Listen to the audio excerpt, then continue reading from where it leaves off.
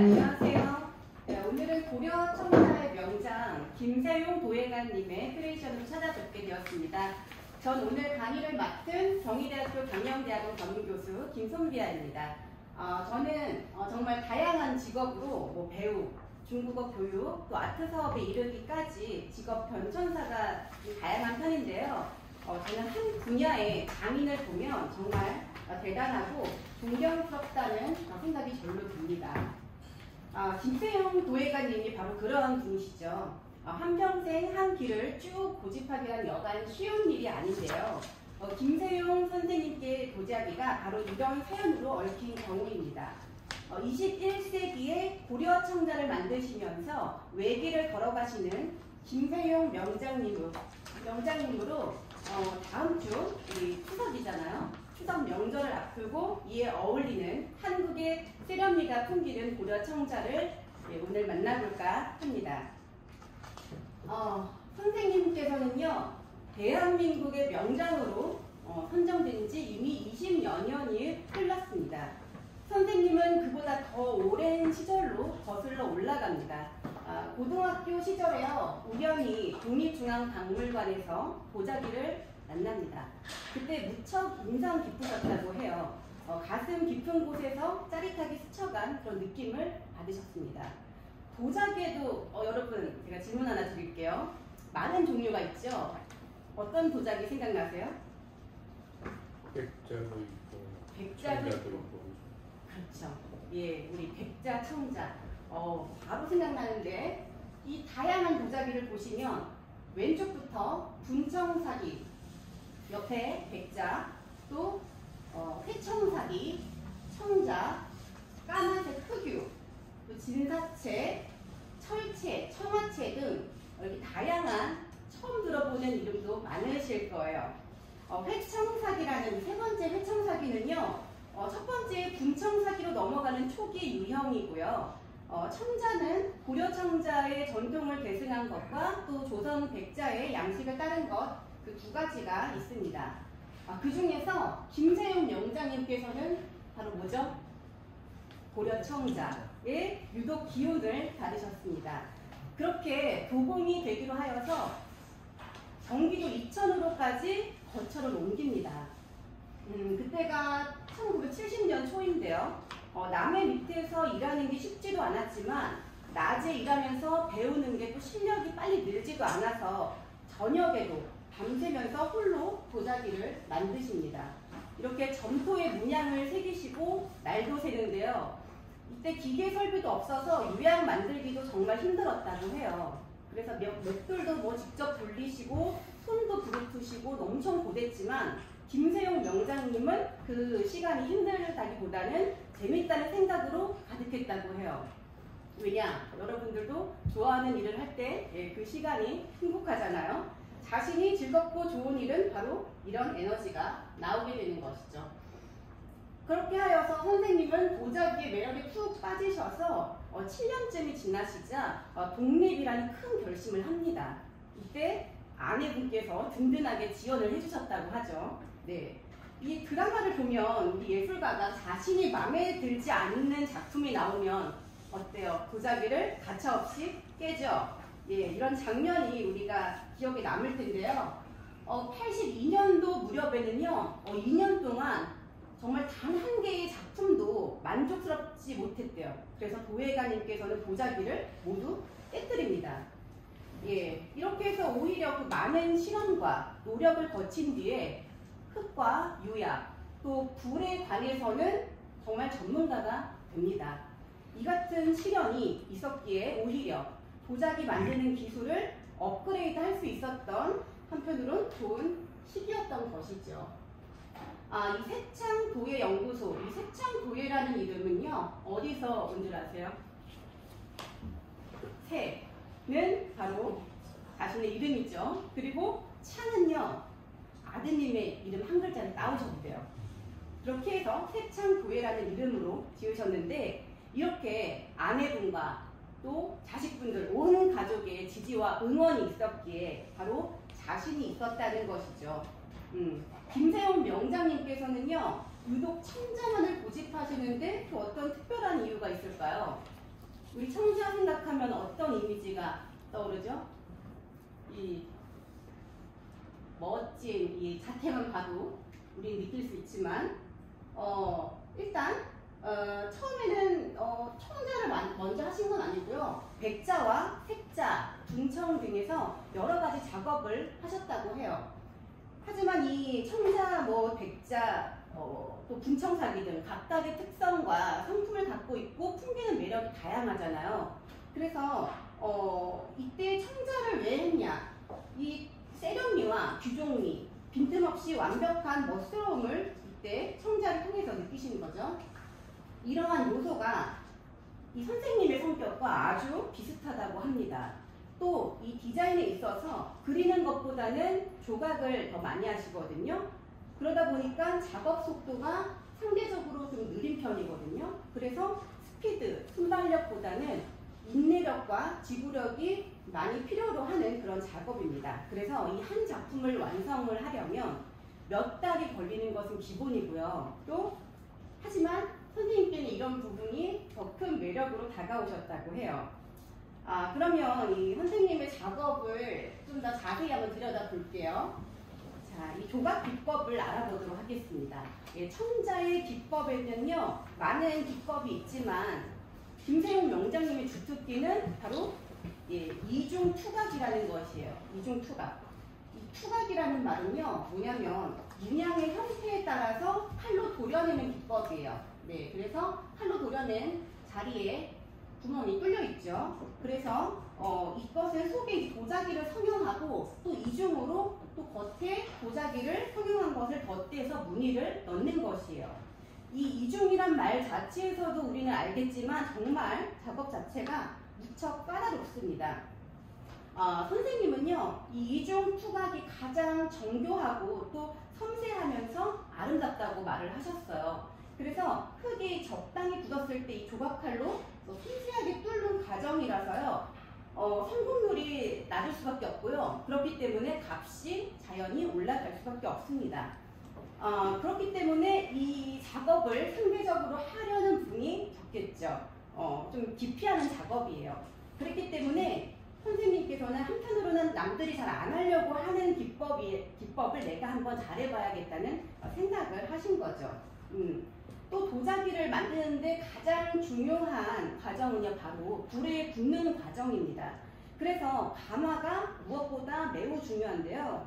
아무리 좋은 작품을 구상하고 또 흙을 반죽하고 정성스럽게 조각을 해도 바로 이 불을 거쳐 나왔을 때 마음에 들지 않으면 미련 없이 깨지는 것이 바로 뭐죠? 도자기의 운명입니다.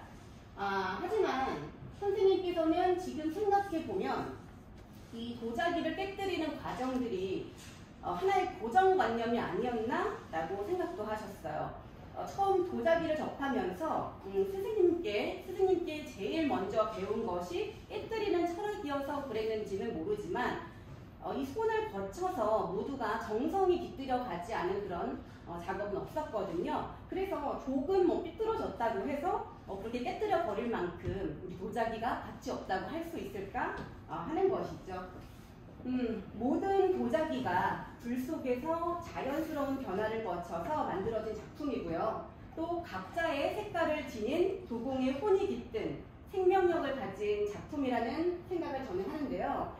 자, 이제 명장님의 혼이 깃든 작품 시리즈 다양한 도자기 한번 보여드리겠습니다.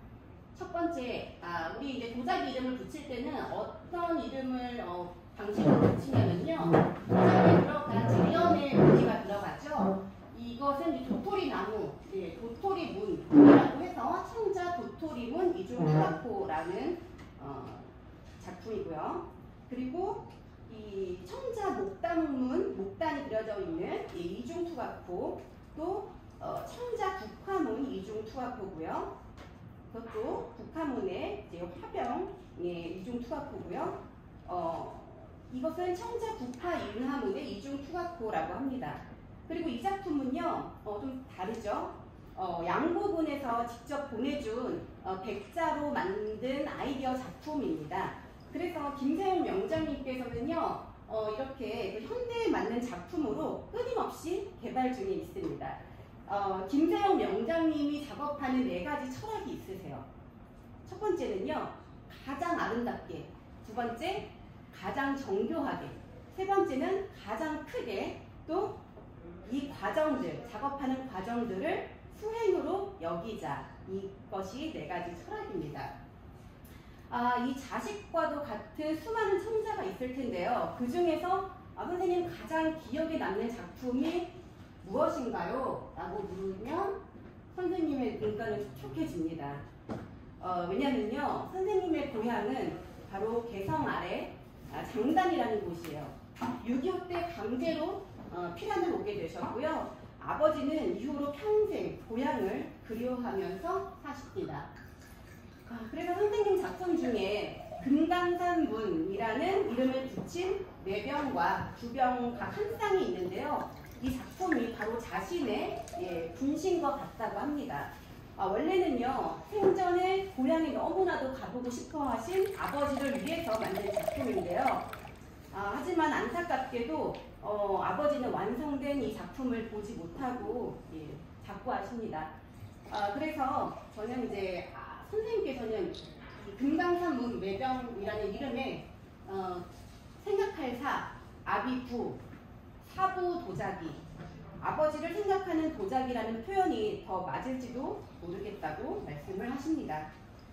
김세용 선생님의 인생 철학은요, 도공이 지녀야 할 마음가짐과 일맥상통합니다. 인내와 지구력을 가지고 버티는 것, 일희일비하지 않는 것, 쉽게 포기하지 않는 것, 이 3가지 덕목입니다. 작품 하나를 만들기 위해서 수천 번의 칼끝을 움직여야 합니다.